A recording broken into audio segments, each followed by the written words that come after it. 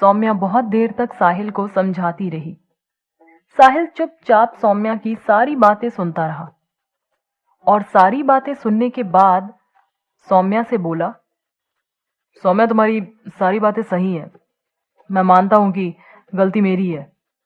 मुझे ऋचा के बारे में पहले से पता होना चाहिए था, लेकिन अब जबकि सब कुछ पता चल गया है, मैं ऋचा को इस तरह किसी मुस्लिम लड़के के कांटेक्ट में नहीं रहने देना चाहता। साहिल का जवाब सुनकर सौम्या बोली, साहिल तुम अब भी उसी पॉइंट पर अड़े हुए हो। तुम तो खुद लव मैरिज करने जा रहे हो। फिर तुम समझ क्यों नहीं रहे कि जब कोई प्यार में होता है तो इस तरह विरोध किए जाने पर वो सामने वाले को अपना दुश्मन समझने लगता है। अब जो हो चुका है वो तो हो ही चुका है। तुम अगर ऋचा से इस तरह स्ट्रिक्टली मना करोगे तो इसका नतीजा ये होगा कि ऋचा तुम्हें कुछ भी नहीं बताएगी, और कल को अगर वो कोई गलत कदम उठा ले तो उसके लिए भी तुम ही जिम्मेदार होगे। उसको इस समय सबसे ज्यादा जरूरत है किसी अपने की, जो हर बात उसके नजरिए से देखे और उसकी तरह ही सोचने समझने की कोशिश करे। सौम्या बड़े प्यार से और समझदारी से साहिल को सारी बातें बताती जा रही थी और चाहती थी कि साहिल एक बार ऋचा के नजरिए से हर चीज को जानने की कोशिश करे। मगर ये इश्क चीज ही ऐसी होती है कि हर कोई इसे अपने तरीके से महसूस करता है। ऋचा की फीलिंग सौम्या तो समझ सकती थी, पर साहिल नहीं। सौम्या कहीं ना कहीं ऋचा में खुद को देख रही थी, इसलिए उसको ऋचा की ज्यादा फिक्र हो रही थी। और साहिल इस समय एक टिपिकल भाई की तरह सोच रहा था, जो हर कीमत पर अपनी बहन को एक मुस्लिम लड़के से दूर रखना चाहता था। सौम्या को जब लगा कि इस डिस्कशन का कोई नतीजा निकलने वाला नहीं है, साहिल अपनी ही जिद पर अड़ा हुआ है, तो सौम्या ने आगे कुछ भी कहना सही नहीं समझा और थक हार कर साहिल से बोली, देखो साहिल, मेरा बस इतना कहना है कि एक बार तुम ऋचा से खुलकर इस बारे में बात कर लो, और वो भी बिना कोई नाराजगी जताए, क्योंकि कभी कभी चीजें जैसी दिखती हैं वैसी होती नहीं है। मान लिया कि वो वैलेंटाइंस डे वाले दिन मिलने गई थी, पर जरूरी नहीं कि वो उसका बॉयफ्रेंड ही हो। और चलो अगर बॉयफ्रेंड भी हुआ तो क्या ये जरूरी है कि वो मुस्लिम है तो बुरा इंसान होगा? किसी भी इंसान को हम उसकी जाति या धर्म से नहीं पहचान सकते।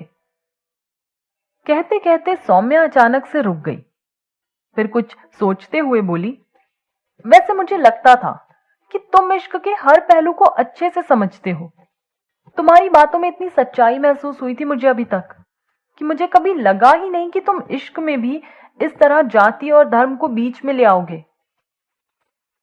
कहते कहते सौम्या उदास हो गई। साहिल को जब यह महसूस हुआ कि सौम्या साहिल को गलत समझने लगी है, तो साहिल सौम्या को समझाते हुए बोला, देखो सौम्या, मैं किसी के अगेंस्ट नहीं हूं। मानता हूं कि मुझे इस तरह किसी के लिए भी जजमेंटल नहीं होना चाहिए, पर अपने समाज में हिंदू और मुस्लिम को हमेशा विरोधियों की तरह ही देखा जाता रहा है। इसलिए मुझे ऋचा की फिक्र हो रही है। कल को ऋचा उस लड़के की वजह से किसी बड़ी मुसीबत में ना फंस जाए। साहिल की फिक्र देखकर सौम्या बोली, ठीक है, मैं समझती हूं। एक भाई होने के नाते तुम्हें उसकी फिक्र हो रही है, पर फिक्र करने का यह मतलब तो नहीं कि तुम अगले बंदे को गलत ही समझकर बैठ जाओ। इसलिए बोल रही हूं कि जब तक तुम ऋचा के बॉयफ्रेंड से मिल नहीं लेते तब तक उसके बारे में कोई राय मत बनाओ, और जितना हो सके ऋचा से भी पोलाइटली ही बात करो, जिससे वो तुम्हें अपनी हर बात बता सके। अगर इस तरह नाराजगी जताकर बात करोगे तो वो कभी तुम्हें अपने मन की बात नहीं बताएगी, और फिर तुम्हारे हाथ में पछतावे के अलावा कुछ भी नहीं आएगा। साहिल सारी बातें चुपचाप सुनता रहा। उसको फिक्र भी हो रही थी, पर उसको सौम्या की सारी बातें सही भी लगने लगी थी। कुछ सोचते हुए साहिल बोला, अच्छा ठीक है, एक बार ऋचा से प्यार से बात करके देखूंगा। अगर मुझे लगेगा कि वो अपनी हर बात मुझे बताने के लिए तैयार है तो फिर उसके उस फ्रेंड से भी मिल लूंगा। लेकिन फिर भी सौम्या, एक बात साफ साफ बता दूं, अंदर से मैं यह बिल्कुल भी एक्सेप्ट नहीं कर पा रहा हूं कि मेरी बहन किसी मुस्लिम लड़के के प्यार में है। जैसे ही यह ख्याल मेरे मन में आता है, मुझे खुद पर गुस्सा आने लगता है।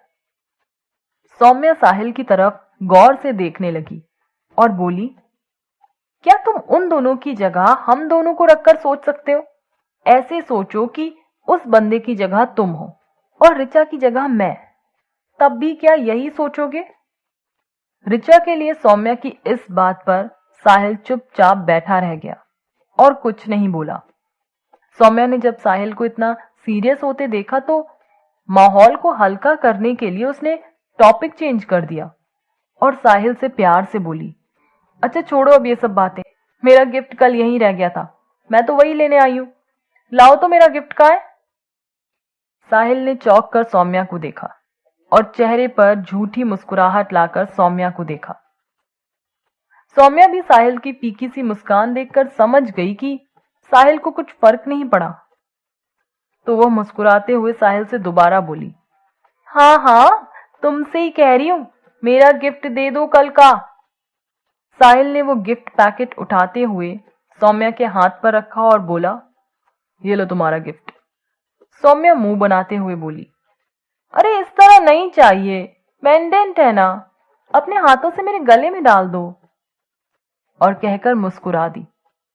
साहिल ने सौम्या की तरफ मुस्कुरा कर देखा और बोला, अच्छा ठीक है, और फिर उस गिफ्ट पैक को खोलकर पेंडेंट निकाल कर सौम्या को पहनाने लगा। सौम्या ने अपना हाथ साहिल के गाल पर रखा और प्यार से बोली, इतना परेशान मत हुआ करो, मैं हूं ना तुम्हारे साथ, तुम्हारी हर परेशानी में, तुम्हारे हर दुख में और हर सुख में। ये तो शुरुआत है, लाइफ में तो जाने कितनी ही ऐसी बातें होंगी, हम मिलकर हर स्थिति का सामना करेंगे, इसलिए जो भी है उसको खुशी खुशी फेस करते हैं, ठीक है? ऐसा कहते हुए सौम्या ने साहिल को गले से लगा लिया। सौम्या के इस प्यार से साहिल को काफी हल्का महसूस हो रहा था।